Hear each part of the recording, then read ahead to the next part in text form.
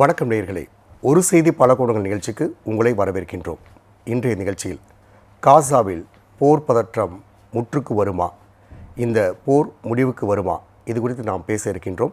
நம்முடன் பன்னாட்டு உறவுகள் ஆய்வாளர் முனைவர் திரு குரு அவர்கள் இணைகிறார். அவரை வரவேற்று நிகழ்ச்சிக்கு செல்லலாம். வணக்கம் சார். வணக்கம் சார்.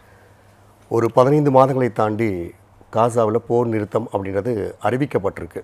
இந்த அறிவிக்கப்பட்ட அதே சூழலில் அமெரிக்க அதிபராக ட்ரம்ப் பதவியேற்கும் போது இந்த போர் குறித்து கேட்கும்போது இது எங்கள் நாட்டு போர் அல்ல, அது அவங்களோட போர், இருந்தாலும் எனக்கு ஒரு நம்பிக்கை இல்லை அப்படின்ற மாதிரி ஒரு கருத்தை சொல்லியிருக்காரு. இந்த சூழலை நம்ம எப்படி பார்க்குறது? இப்போ ட்ரம்ப் அவர்கள் அமெரிக்க அதிபராக தேர்ந்தெடுக்கப்பட்டு அவர் பதவியேற்று இன்றோடு ஒரு 5 நாட்கள் ஆகிவிட்டது. அவர் பதவியேற்கிறதுக்கு முன்னாடியே காசாவில் போர் நிறுத்தம் தொடர்பாக நிறையா பேச்சுவார்த்தைகள் நடந்து கொண்டிருந்தது பின்னணியில். அதாவது அக்டோபர் அந்த 7 அன்னைக்கு தொடங்குற அன்னைக்கே அவர் ஒரு அறிக்கையை விட்டிருந்தார் இல்லையா சார்? இந்த போரை பற்றியான ஒரு விஷயமும் அவர் சொல்லியிருந்தார், பேசியிருந்தார். இப்போ அவர் அதிபராக தேர்ந்தெடுத்ததுக்கு அப்புறம் பார்த்திங்கன்னா அந்த போர் சம்பந்தமான டைனமிக்ஸ் அது வெகுவாகவே மாறி இருக்கிறது. எந்த இடத்துல இருந்து பைடனுக்கும் இதுக்கும் மாற்றம் இருக்குன்னு நீங்கள் சொல்கிறீங்களா? கண்டிப்பாக, நிச்சயமாகவே இருக்குது. ஓகே. ஏன்னா பைடன் அவர்கள் இஸ்ரேல் மேலே எந்த அளவுக்கு போரை நிறுத்துவதற்கோ குறைப்பதற்கோ அழுத்தம் கொடுத்தார் அப்படிங்கிறத பற்றி இப்போ நிறைய கேள்விகள் வருது. கடந்த 15 மாதங்களாகவே அவர் எந்த அளவுக்கு அவரால் அழுத்தம் கொடுக்க முடிந்தது, ட்ரம்ப் எந்த அளவுக்கு அழுத்தம் கொடுக்கிறார், ஓகே, அவருடைய காரணங்களுக்காகவே இருந்தாலும் எந்த அளவுக்கு அழுத்தம் கொடுக்கிறாருங்கிறதுல ஒரு பெரிய மாற்றம் இருக்கிறதாக தான் நிறைய நிபுணர்கள் சொல்கிறாங்க. அந்த விதத்தில் நம்ம பார்க்கும்போது ட்ரம்ப் இப்போ இந்த போரை பற்றி இப்படி சொல்கிறார், எங்கள் நாட்டு போர் அல்ல அப்படின்ட்டு. அதே ரஷ்யா யுக்ரைன் போர் போகும்போது புடின் கிட்ட ஒரு அழுத்தமான ஒரு முன்னிறுத்தல் வைக்கிறாரு, நீங்கள் கண்டிப்பாக நிறுத்தி ஆகணும் அப்படின்னு சொல்லிட்டு. ஸோ இந்த 2 வேறுபாடும் நம்ம எப்படி பார்க்குறது சார்? இப்போ ரஷ்யா யுக்ரைன் போரில் ஒரு பெரிய மாற்றம் என்னன்னு பார்த்தீங்கன்னா, நேட்டோ அப்படிங்கிற ஒரு விஷயம் ஒரு பெரிய ஃபேக்டராக இருக்குது. ரஷ்யா யுக்ரைன்கிற இடத்துல இருந்து பார்க்கும்போது நேட்டோங்கிறது 2ஆம் உலகப் போரிலிருந்து இன்று வரை தொடரக்கூடிய ஒரு மேற்குலக நாடுகளுடைய கூட்டணி. அந்த கூட்டணியினுடைய முக்கியத்துவத்தில் பைடனுக்கும் ட்ரம்ப்புக்கும் நிறையா மாற்று கருத்துக்கள் இருக்குது. அந்த கூட்டணியை எப்படி முன்னகர்த்தி செல்லணும், அந்த கூட்டணி ரஷ்யாவை எப்படி ஒரு த்ரெட்டாக பார்க்கிறது அப்படிங்கிற வியூகத்திலே நிறையா வேறுபாடுகள் இருக்கிற ஒரு காரணத்தினால ட்ரம்ப் என்ன நினைக்கிறாருன்னா, யுக்ரைனில் நடக்கிற போர் பெரும்பாலும் அமெரிக்காவிற்கு அல்லது அமெரிக்காவுடைய வர்த்தக உலக இன்ட்ரெஸ்ட்ஸ் அதுக்கு பெரும்பாலும் தங்க பக்கம் யார் எல்லாரையும் பார்க்க வைக்கக்கூடிய அப்படின்ற மாதிரி எடுத்துக்கலாமா? ஏன்னா இப்போ ட்ரம்ப் பைடன் கடுப்ப 2ஆவது தடவை இப்போ பதவி ஏற்றிருக்காரு. ஸோ இந்த சூழலில் அமெரிக்கா ஒரு பொற்காலம் என்னோட இதில் தான் ஆரம்பிக்க போகுது அப்படின்னு சொல்கிறாரு. இந்த பொற்காலத்தை நம்ம எப்படி எடுத்துக்கலாம்? பைடன் தன்னை முன்னிறுத்தி நான் தான் பெரியவன் அப்படி காட்டுறதுக்காக வச்சுக்கலாமா, அல்லது பைடனுக்கு அப்புறமா ட்ரம்ப்பு உலகத்தையே என்னோட பார்வை பக்கமாக திரும்ப வைப்பார் அப்படின்னு நம்ம வச்சுக்கலாமா? இப்போ ட்ரம்ப்புடைய அரசியல் பாணியை பார்த்திங்கன்னா அது கொஞ்சம் மாறுபட்ட ஒரு பாணி தான்.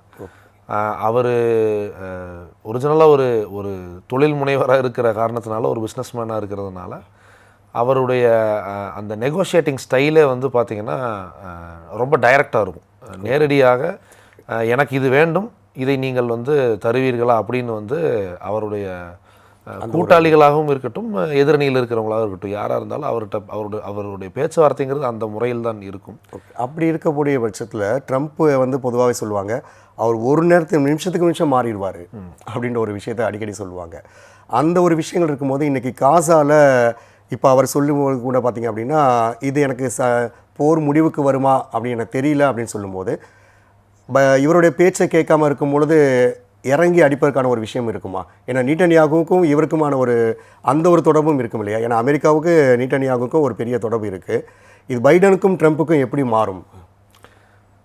ட்ரம்ப்புடைய பழைய அவருடைய போன டேர்மை நீங்கள் பார்த்தீங்கன்னா அதில் உங்களுக்கு இதற்கான சில விடைகள் கிடைக்கும்.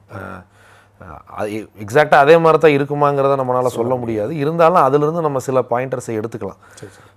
அதில் முக்கியமாக நீங்கள் பார்த்தீங்கன்னா அவருடைய தலைமையில் தான் ஜெருசலம், அதாவது பாலஸ்தீனியர்களுக்கும் இஸ்ரேலுக்கும் நடுவே ரொம்ப ஆண்டு காலமாக பிரச்சனைக்குரிய ஒரு இடமாக இருக்கக்கூடிய ஜெருசலத்தை அமெரிக்க தூதரகத்தை மாத்துறாரு.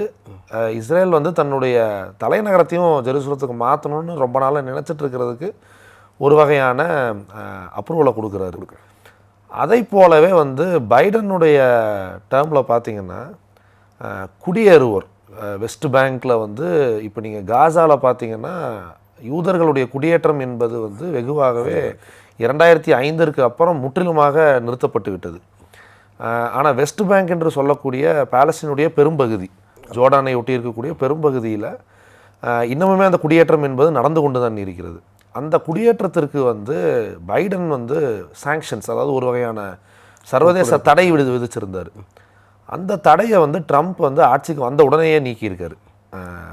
ஒரு விதத்தில் நீங்கள் பார்த்தீங்கன்னா உங்களுக்கு நான் காசாவில் போர் நிறுத்தத்தை கொடுத்தாலும் நீங்கள் வேறு இடத்துல நீங்கள் ஏதாச்சும் செய்வதற்கு நான் எந்த விதமான தடையும் கொடுக்க போவதில்லை, அழுத்தம் கொடுக்க போவதில்லை அப்படிங்கிற மாதிரியான ஒரு விஷயத்தை வந்து ட்ரம்ப் இப்பொழுது சொல்வதாகத்தான் நமக்கு தெரிகிறது. இன்னும் நம்ம இந்த சீஸ்ஃபயர் டீல் எப்படி போகிறது, இந்த போர் நிறுத்த உடன்படிக்கை வந்து தொடருமா இல்லையாங்கிறத பொறுத்து நம்ம இதை கணிக்கலாம். இன்னும் அப்படி சொல்லும்போது இந்த போர் உடன்படிக்கை தொடர்பாக நம்ம பேசும்போது இப்போ இருக்கிற இந்த சூழலுக்கு இன்றைக்கி இது வந்து ஒரு சாத்தியப்பட்டிருக்கு. ஏன்னா வந்து ஒரு அங்கே இருக்கக்கூடிய மக்கள் ஒரு உணவுக்காகவே, பொதுமக்கள் ஒரு அரசியலுக்காக வந்து பாதிக்கப்படுற ஒரு சூழல் நம்ம பார்க்க முடியுது. சின்ன சின்ன குழந்தைகள் இறந்ததை நம்ம பார்க்க முடியுது. ஒரு நாடு அப்படின்றது தன்னை நிர்ணயிக்கிறதுக்காக ஒரு முன்னிறுத்துவதற்காக செய்யக்கூடிய ஒரு செயல் வந்து அங்கே இருக்கக்கூடிய மக்களை வந்து எவ்வளோ பெரிய பாதிப்பு ஏற்படுத்துது அப்படின்னு நம்ம இந்த 1.5 வருட காலங்கள் நம்ம பார்த்துருக்கோம். இப்படி இருக்கக்கூடிய இந்த பயணங்களில் இந்த போர் நிறுத்த உடன்படிக்கை எப்படியாக மாறினால் அது அந்த மக்களுக்கும் ஒரு நாட்டுக்கும் இது ஒரு பெரிய உதாரணமாக இருக்கும் சார். இப்போ இந்த போர் நிறுத்த உடன்படிக்கையை பற்றி ஒரு பேக்ரவுண்ட் நான் கொடுத்துட்றேன் முதல்ல. ஓகே. இது வந்து பார்த்திங்கன்னா ஒரு 5 நாடுகள், இஸ்ரேல் பாலஸ்தீனியம் உட்பட ஒரு 15, அந்த போர் ஆரம்பித்ததிலிருந்தே வந்து இந்த போர் நிறுத்துறதுக்காக நடந்த ஒரு பேச்சுவார்த்தையினுடைய கடைசி கட்டமாகத்தான் இந்த போர் இப்போ நிறுத்த உடன்படிக்கை நடந்திருக்கு. இப்போ அதில் பார்த்திங்கன்னா முக்கியமாக போர் நிறுத்தம், அங்கே வந்து போரால் பாதிக்கப்பட்ட மக்கள், இவர்களுடைய அடிப்படை வாழ்வாதாரமே வந்து பார்த்திங்கன்னா பெருமளவில் கேள்விக்குறியாகி இருக்கிறது.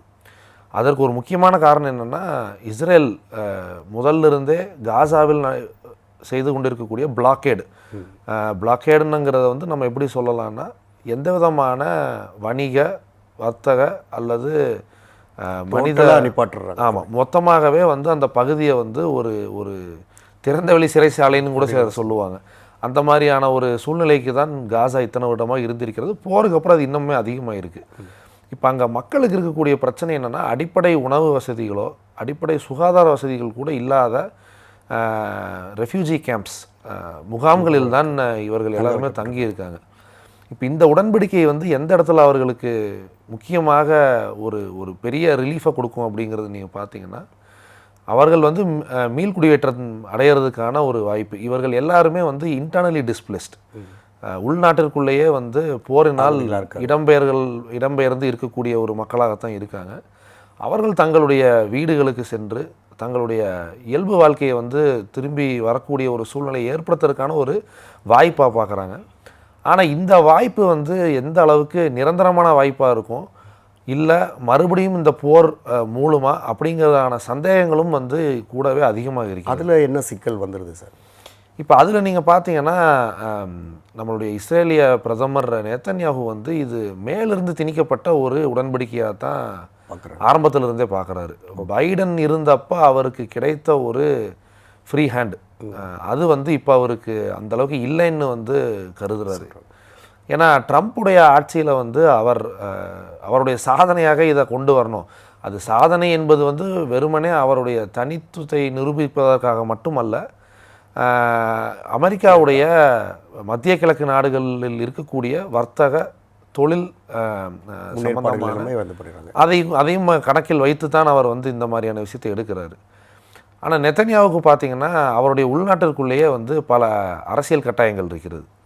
அவருடைய ஆட்சி வந்து ஒரு கூட்டணி ஆட்சி அப்படிங்கிறதுனால அதுவும் வந்து இஸ்ரேலுடைய வரலாற்றிலேயே மிகவும் ஒரு வலதுசாரி கட்சிகளுடைய ஆதரவினால் இருக்கக்கூடிய ஒரு கூட்டணி அப்படிங்கிற ஒரு பெயர் தான் இப்பொழுது நெத்தன்யாகு அரசுக்கு இருக்கிற ஒரு பெயர்.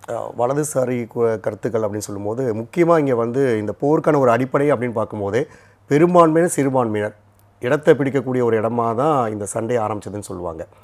இருக்கக்கூடியவங்களுக்கு அவங்க வந்து இடம் கொடுத்தாங்க, அவங்க வந்து ஆக்குபை பண்ணிக்கிறாங்க, அது மறுபடியும் போக மாட்டுறாங்க அப்படின்ற ஒரு கருத்துக்களை தான் இதை முதல்ல உள்ள வச்சுருந்தாங்க.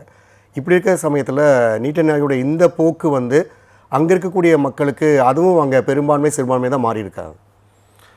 இப்போ நீங்கள் இஸ்ரேலில் பார்த்தீங்கன்னா இந்த பெரும்பான்மை சிறுபான்மை மதம் சார்ந்து இல்லாமல் அங்கே இருக்கக்கூடிய மக்கள் சார்ந்து அதிகப்படியான இந்த மக்கள் அதிகமாக இருக்காங்க, அவங்க அங்கே அதிகமாக இருக்காங்க இல்லையா, அந்த ஒரு கணக்கு யூதர்கள் இஸ்ரேல்கள் இருக்காங்க அப்படின்ற மாதிரி மாறிடுமா? இப்போ இதனுடைய அகைன் இது இந்த இந்த பிரச்சனை என்பது வந்து ஒரு 100 ஆண்டுகளுக்கு மேலாகவே இருக்கக்கூடிய ஒரு பிரச்சனையாக இருக்குது. யூதர்கள் ஜெருசலத்தில் வரலாற்று ரீதியாக இருந்தாலுமே அவர்கள் வந்து 2ஆம் உலகப் போரை ஒட்டி, 1ஆம் உலகப் போர் 2ஆம் உலகப் போரை ஒட்டி அதிக அளவில் வந்து இன்றைக்கு இருக்கக்கூடிய நம்ம பாலஸ்தீன்னு சொல்லக்கூடிய பகுதிக்கு குடியேறுவதன் ஒரு விளைவு தான் இன்றைக்கு இருக்கக்கூடிய இஸ்ரேல் பாலஸ்தீனிய போராக இருக்கிறது. இதில் வந்து இப்போ நெத்தன்யாகுடைய ஒரு முக்கியமான ஒரு இடத்த நீங்கள் பார்த்தீங்கன்னா, ஒரு ரோல் அப்படின்னு நம்ம பார்த்தோம்னா, அவர் வந்து இந்த அக்டோபர் 7 2023 போர் ஆரம்பிக்கிறதுக்கு முன்னாடி ஒரு ரொம்ப டீப்லி அன்பாப்புலரான ஒரு பிரைம் மினிஸ்டராகத்தான் வலம் வந்து கொண்டிருந்தார். இந்த போர் வந்து அவருடைய அரசியல் வாழ்க்கையை வந்து புத்துணர்ச்சி கொடுத்திருக்கிறது அப்படின்னு கூட நிறைய பேர் சொல்லுவாங்க. அவரை பொறுத்த வரைக்கும் இந்த போர் முடிவிற்கு வந்தால் அவருடைய அரசியல் வாழ்க்கையும் முடிவுக்கு வந்துவிடுமோ அப்படிங்கிற ஒரு அச்சமும் அவருக்கு ரொம்ப அதிகமாகவே இருக்கிறது. ஒரு முக்கியமான கருத்து என்னன்னு நீங்கள் பார்த்தீங்கன்னா, இந்த போர் நிறுத்தம் நடந்தால் இஸ்ரேலில் தேர்தல் வருவதற்கான சூழ்நிலையும் இப்பொழுது நிலவுகிறது. தேர்தல் வந்தால் நெத்தன்யாகு வெல்வாரா பட்சத்தில் நீட்டன்யாகுவா ட்ரம்ப்புவா இப்போ இதில் யார் ஜெயிப்பாங்கன்ற மாதிரி நம்ம பார்க்க முடியும். ஏன்னா உலக நாடுகளுக்கே இப்போ வந்து அமெரிக்கா முக்கியத்துவம் பெற்றிருக்கு. ஸோ இந்த 2 பேருக்குள்ளே வரும்போது இதில் யார் வெற்றி பெறக்கூடிய வாய்ப்புகள் இருக்கும்? ஏன்னா இந்த வெற்றி தான் இப்போ இருக்கக்கூடிய காசாவுக்கு ஒரு நிம்மதியை தரும்னு கூட நம்ம சொல்லலாம் இல்லையா? சொல்லலாம். நெத்தன்யாவுக்கு பார்த்தீங்கன்னா இதை ஆங்கிலத்தில் catch 22 சிச்சுவேஷன் சொல்லுவாங்க. அதாவது ட்ரம்ப்பை முழுமையாக எதிர்க்கவும் முடியாது, ட்ரம்ப் அவர் சொல்கிற அனைத்து விஷயங்களையும் முழுவதுமாக ஆதரிக்கவும் முடியாது. ஏன்னா அவருக்கு இருக்கக்கூடிய அரசியல் கட்டாயங்கள் உள்நாட்டிற்குள். ஏன்னா நீங்கள் பார்த்தீங்கன்னா ட்ரம்ப்புடைய ஆட்சியில் தான் வந்து இஸ்ரேலுக்கு சாதகமான, இஸ்ரேலுடைய அதிகாரம் வந்து இன்னமுமே அதிகமாக மாதிரியான சில விஷயங்கள், சாதகமான விஷயங்கள் போன முறை நடந்தது. பைடனுடைய ஆட்சியில் வந்து என்னதான் அவர் வந்து போரை தொடர்ந்து நடத்தினாலுமே ட்ரம்ப்புடைய ஆட்சியில் நிறைய விஷயங்கள் நடந்தது.